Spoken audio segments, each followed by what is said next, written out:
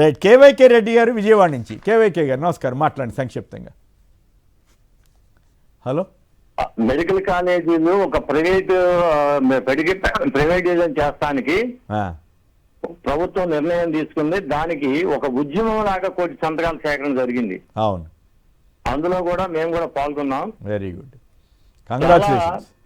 స్వచ్ఛందంగా వచ్చి ప్రజలు, అవును, దేశ భవిష్యత్తు, ప్రజలకు ఆరోగ్య రీత్యా ఎన్నో ఉపయోగాలు ఉన్నాయి. కరోనాలో చూసాం మనం రాష్ట్ర పరిస్థితి, ఆరోగ్య పరిస్థితి మనం. అవును.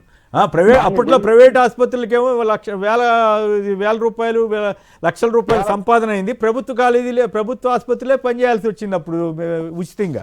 అది కూడా ఇప్పుడు ప్రభుత్వ ఆస్తిని కొంతమంది ప్రైవేట్ వాళ్ళకి దారాదత్తం చేస్తారట గౌరవ తెలుగుదేశం కూటమి ప్రభుత్వం వారు.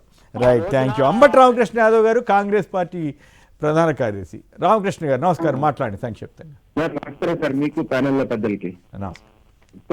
గ్రామీణ ఉపాధి హామీ పథకం అసలు రూపుదిద్దుకోవడానికి నాంది సోనియా గాంధీ గారు అనంతపురం జిల్లా మర్తాడు గ్రామం గార్లదండ మండలం విచ్చేసినప్పుడు ఆనాడు అక్కడ రఘువీరారెడ్డి గారు గాని రాజశేఖర రెడ్డి గారు గాని ఆమెని ప్రతి ఇంటికి తీసుకెళ్లి తిప్పి వలసలు ఏ రకంగా ఉన్నాయి ఆ గ్రామంలో, అంటే ఆ ప్రాంతం మొత్తం తిప్పకపోయినా ఆ గ్రామం అయితే ఇల్లు తిరిగి చూశారు సార్ ఏప్రిల్ నెల ఎండల్లో.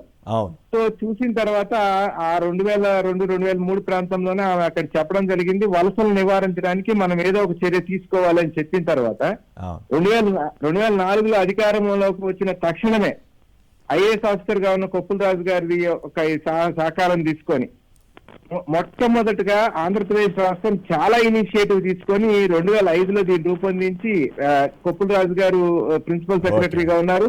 సో రాజశేఖర రెడ్డి గారు దీన్ని అద్భుతంగా ఆంధ్రప్రదేశ్ రాష్ట్రంలో పూర్తి స్థాయిలో అమలు చేసిన తర్వాత ఇది దేశవ్యాప్తంగా అమలు చేయడం జరిగింది సార్ గ్రామీణ ఉపాధి హామీ పథకం. సో అంటే నేను ఇంత నొక్కి ఎందుకు చెప్తా ఉన్నానంటే ఈ పథకానికి ఆంధ్రప్రదేశ్ కి చాలా అవినాభావ సంబంధం ఉంది, దేశవ్యాప్తంగా అమలైనా కూడా. అటువంటి పథకం ఉపాధి హామీ కూలీలకి ఎంతో మేలు చేస్తున్న పథకం, దాన్ని ఎత్తివేస్తా ఉంటే రాష్ట్రం పైన ఇంత భారం పడతా ఉంటే, అంటే అప్పుల పాలయ్యాం, ఇబ్బందులు పడుతున్నాం, ఈ భాష అంతా మాట్లాడతారు కదా, పేలవంగా దీనంగా బాధగా మాట్లాడుతూ ఉంటారు కదా. సో అటువంటి తరుణంలో రాష్ట్రానికి 3-4 వేల కోట్ల రూపాయలు ఈ పథకం కనుక ఎత్తేస్తే నష్టం జరుగుతా ఉంది, 40% కంట్రిబ్యూట్ చేయాలంటే ఇబ్బంది పడతామనే మాట కనీసం అధికారంలో ఉన్న వాళ్ళు మాట్లాడలేని ఒక దయనీయ దుర్భర పరిస్థితి.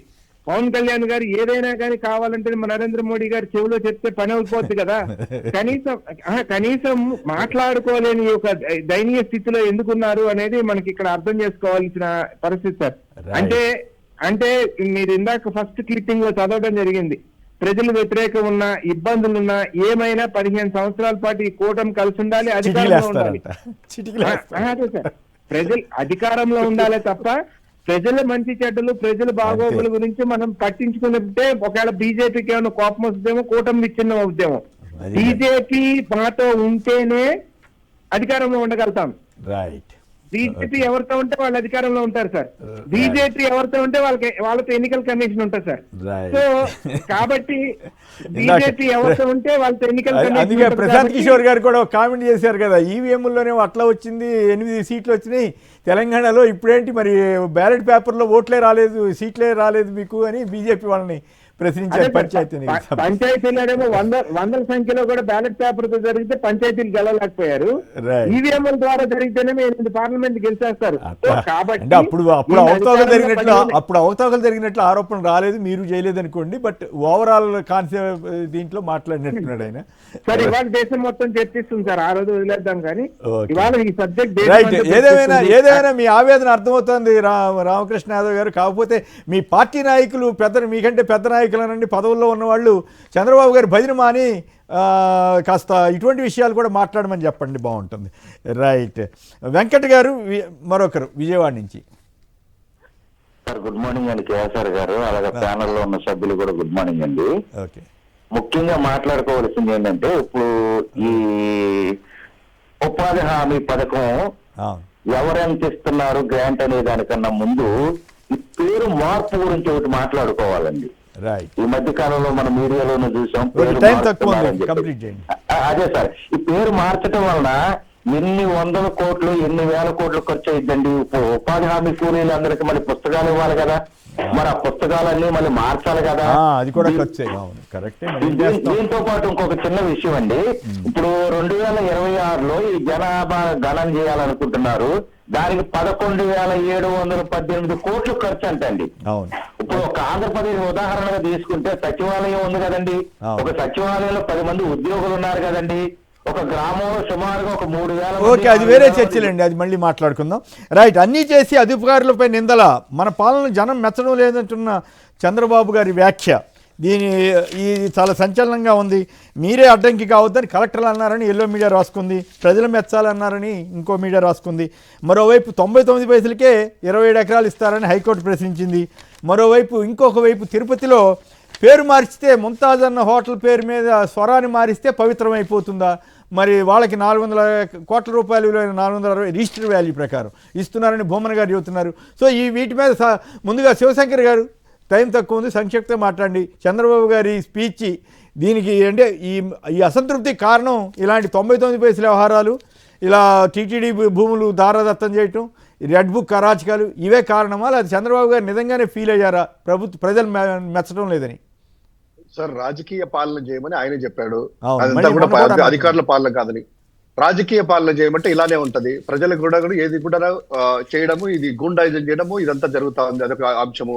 ఇక రెండవది, పూర్తిగా అమలు చేశారు అన్ని కూడా సూపర్ హిట్ అని చెప్తున్నారు. అది కలెక్టర్లకు తెలుసు, ఏమి చేయలేదు బాబు, మేమేం చేయాలని చెప్పి నవ్వుకుంటా ఉన్నారు. రెండవ ప్రాంతం.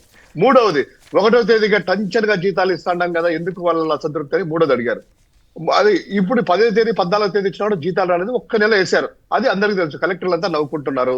ఇక ఈ అసంతృప్తి కారణమన్నీ కూడాను ఇది తిరుపతి సంబంధించినటువంటిది కానీ, ఈ యొక్క వాళ్ళ పరిపాలన కానీ దేవుడి మీద నిందలేసేసి, మీరు అన్నట్టు ఆ ఒబెరాయ్ వాళ్ళకి హోటల్ పేరు స్వర అని మారగానే 400 కోట్ల రూపాయలు ఏదైతే రిజిస్ట్రేషన్ వాల్యూ బయట మార్కెట్ లో బయట మార్కెట్ లో అయితే 3,000 కోట్ల రూపాయలు, దానికి అది ఇచ్చేది సార్.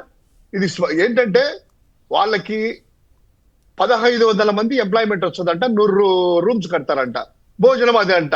ఎంతమంది భోజనం చేస్తే 1,500 మంది భోజనం చేయడానికి రాడు, 1,500 మంది ఉద్యోగాలు ఇస్తారంట. ఏది సర్వర్ లో లేకపోతే ఇంకొకటి క్లీనర్ లో, అది ఉద్యోగాలు అంటావా? అంటే వాళ్ళు చేసేది ఇదే విధంగా. మీరు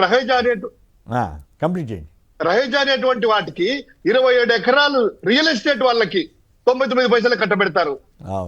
టీసీఎస్ కంటే ఇంకా పేరు లేని 99 పైసలు. మొత్తం భూములంతా కూడా అలా చేసేసి ఇలా చేయడం ఏంటి దీనికి నిదర్శనము? ఈ రోజు 2 కోట్ల రూపాయలు బిల్డింగ్ ఫండ్, 26 కోట్ల రిజిస్ట్రేషన్ వాల్యూ, దీనికి సంబంధించినటువంటి ప్రోత్సాహాలు కూడా మళ్ళా ఈ యొక్క హోటల్ ఒబెరాయ్ హోటల్కి ఇస్తా ఉన్నారు. ఇంకోటి సార్, ముఖ్యమైనటువంటిది ఏంటంటే 2007వ సంవత్సరంలో జూన్ 2వ తేదీన వైఎస్ రాజశేఖర రెడ్డి గారు అప్పట్లో వీళ్ళంతా కూడా క్లియర్ గా జీవో ఉంది. టైం అయిపోయింది, దయచేసి ఏమనుకో మాకండి. పురుషోత్తమ రెడ్డి గారు, చంద్రబాబు గారు పాపం బాధపడుతున్నారు, ప్రజలు మెచ్చుకోవట్లేదంట, మీరన్నా మెచ్చుకుంటారా?